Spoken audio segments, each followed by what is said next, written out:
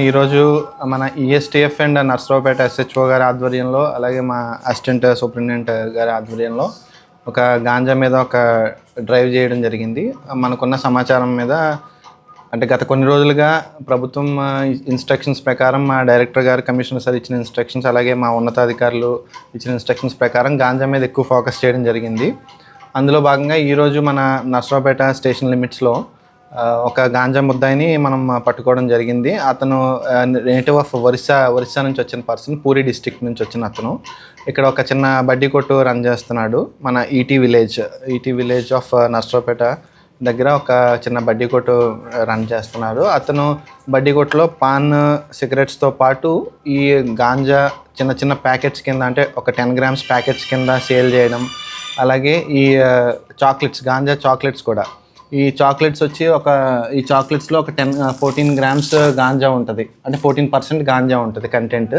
So ఆ chocolates కూడా display చూడొచ్చు. సో ఈ చాక్లెట్స్ అండ్ అలాగే యాజ్ వెల్ యాజ్ గాంజా కూడా స్మాల్ ప్యాకెట్స్లో, ఒక్కొక్క స్మాల్ ప్యాకెట్ 200 రూపీస్కి, అంటే ఒక 10 grams గాంజా ప్యాకెట్ 200 రూపీస్కి అమ్ముతున్నాడు. అలాగే యాజ్ వెల్ యాజ్ ఈ చాక్లెట్స్ కూడా 10 రూపీస్ ఆ మార్జిన్లో అమ్ముతున్నారు.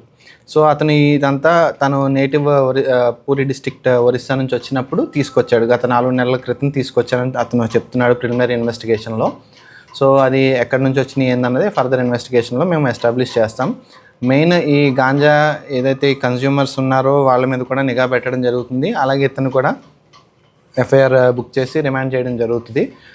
మెయిన్ మనకి స్టూడెంట్స్ కమ్యూనిటీ కానీ, ఈ స్కూల్స్ దగ్గర ఇలాంటి సర్కిల్స్లో ఈ చాక్లెట్స్ అనేది ఏందనేది తెలియక దాని మీద జనరల్లీ కూడా ఆయుర్వేద చాక్లెట్ అన్నట్టు ఉంటుంది, దాని నేమ్ కూడా అట్లాగే ఉంటుంది.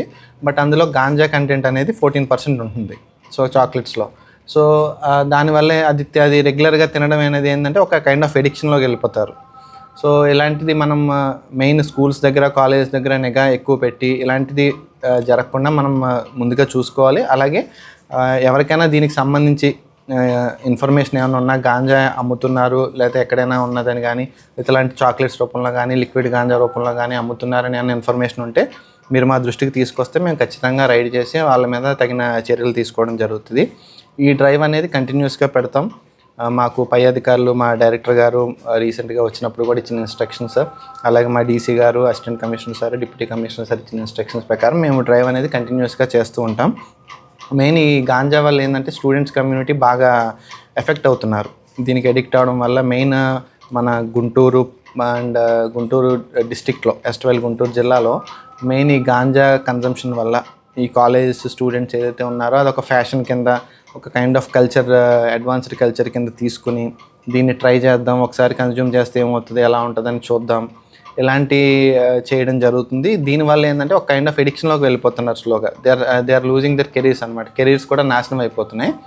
సో దీని మీద ఎక్కువ డ్రైవ్ చేసి మెయిన్ స్కూల్స్, కాలేజెస్ దగ్గర ఇలాంటివి ఎక్కడైనా ఇన్ఫర్మేషన్ ఉంటే కూడా పబ్లిక్ కూడా మా ఎస్హెచ్ఓ, స్టేషన్ హౌస్ ఆఫీసర్స్ కానీ మాకు కానీ ఇన్ఫర్మేషన్ షేర్ చేస్తే మేము ఖచ్చితంగా వాటి మీద రైడ్ తీసుకుని యాక్షన్ తీసుకుంటాం.